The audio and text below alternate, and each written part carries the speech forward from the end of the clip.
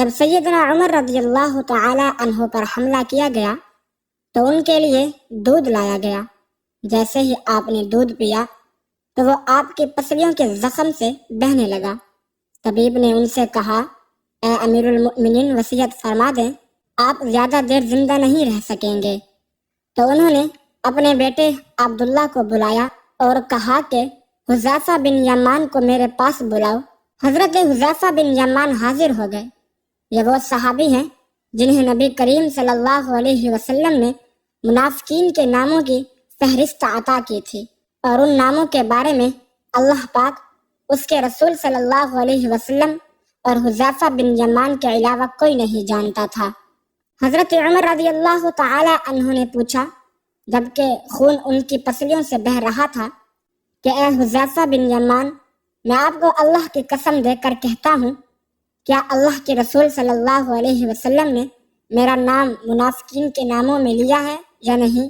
یہ سن کر حضرت حذیفہ بن یمان کی آنکھوں سے آنسو جاری ہو گئے اور فرمایا، یہ میرے پاس رسول اللہ صلی اللہ علیہ وسلم کا راز ہے جو کسی کو نہیں بتا سکتا۔ آپ نے پھر پوچھا، خدا کے لیے مجھے اتنا بتا دیں، اللہ کے رسول صلی اللہ علیہ وسلم نے میرا نام شامل کیا ہے یا نہیں؟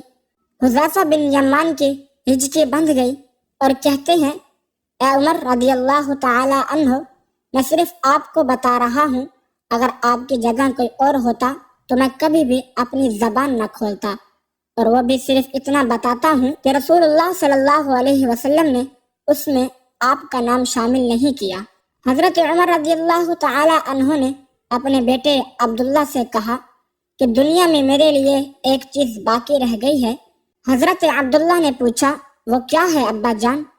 حضرت عمر رضی اللہ تعالی عنہ نے فرمایا، بیٹا، میں جوار رسول صلی اللہ علیہ وسلم میں دفن ہونا چاہتا ہوں، لہذا ام المؤمنین حضرت عائشہ رضی اللہ تعالی عنہا کے پاس جاؤ، ان سے یہ مت کہنا کہ امیر المؤمنین عمر، بلکہ کہنا کہ کیا آپ عمر کو اپنے ساتھیوں کے قدموں میں دفن ہونے کی اجازت دیتی ہیں، کیونکہ آپ اس گھر کی مالکن ہیں؟ تو ام المؤمنین نے جواب دیا کہ یہ جگہ تو میں نے اپنے لیے تیار کر رکھی تھی، لیکن آج میں اسے عمر کے لیے ترک کرتی ہوں۔ عبداللہ بن عمر رضی اللہ تعالی عنہ شاد و فرحان واپس آئے اور عرض کی، اجازت مل گئی ہے۔ عبداللہ بن عمر رضی اللہ تعالی عنہ نے دیکھا کہ حضرت عمر رضی اللہ تعالی عنہ کا رخسار مٹی پر پڑا ہے، تو انہوں نے آپ کا چہرہ اٹھا کر اپنی گود میں لیا۔ حضرت عمر رضی اللہ تعالی عنہ نے فرمایا کہ کیوں تم میرا چہرہ مٹی سے بچانا چاہتے ہو؟ عبداللہ بن عمر رضی اللہ تعالی عنہ نے کہا، ابا جان، لیکن حضرت عمر رضی اللہ تعالی عنہ نے بات کاٹنے ہوئے فرمایا کہ اپنے باپ کا چہرہ مٹی سے لگنے دو، بربادی ہے عمر کے لیے اگر کل اللہ پاک نے اسے نہ بخشا۔ حضرت عمر رضی اللہ تعالی عنہ نے اپنے بیٹے کو یہ وصیت فرما کر موت کی آغوش میں چلے گئے، اے میرے بیٹے، میری میت مسجد نبوی میں لے جانا اور میرا جنازہ پڑھنا، اور حذیفہ بن یمان پر نظر رکھنا، اگر وہ میرے جنازے میں شرکت کرے تو میری میت روضہ رسول صلی اللہ علیہ وسلم کی طرف لے جانا، اور میرا جنازہ روضہ رسول صلی اللہ علیہ وسلم کے دروازے پر رکھ کر دوبارہ اجازت طلب کرنا۔ اے ام المؤمنین، آپ کا بیٹا عمر، یہ مت کہنا کہ امیر المؤمنین، ہو سکتا ہے میری زندگی میں مجھ سے حیا کی وجہ سے اجازت دی گئی ہو، اگر اجازت محمد فرما دیں تو دفن کرنا، ورنہ مجھے مسلمانوں کے قبرستان میں دفن کر دینا۔ عبداللہ بن عمر رضی اللہ تعالی عنہ کی نظریں حذیفہ بن یمان پر تھی۔ وہ کہتے ہیں کہ میں نے حذیفہ بن یمان کو ابا جان کی نماز جنازے پر دیکھ کر بہت خوش ہوا، اور ہم جنازہ لے کر روضہ رسول صلی اللہ علیہ وسلم کی طرف چلے گئے۔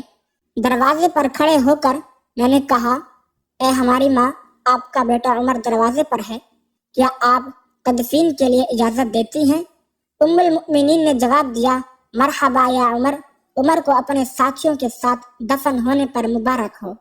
ام المؤمنین اپنی چادر سمیٹی اور روضہ رسول صلی اللہ علیہ وسلم سے باہر نکل آئیں۔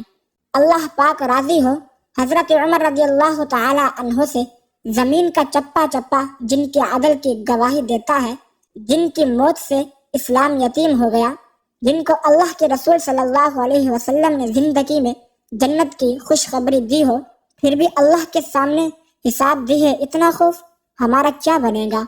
امید کرتا ہوں کہ آج کی تحریر آپ کو ضرور پسند آئی ہوگی۔ مزید اچھی تحریروں کے لیے ہمارے چینل کو سبسکرائب کریں۔ شکریہ۔ السلام علیکم ورحمۃ اللہ۔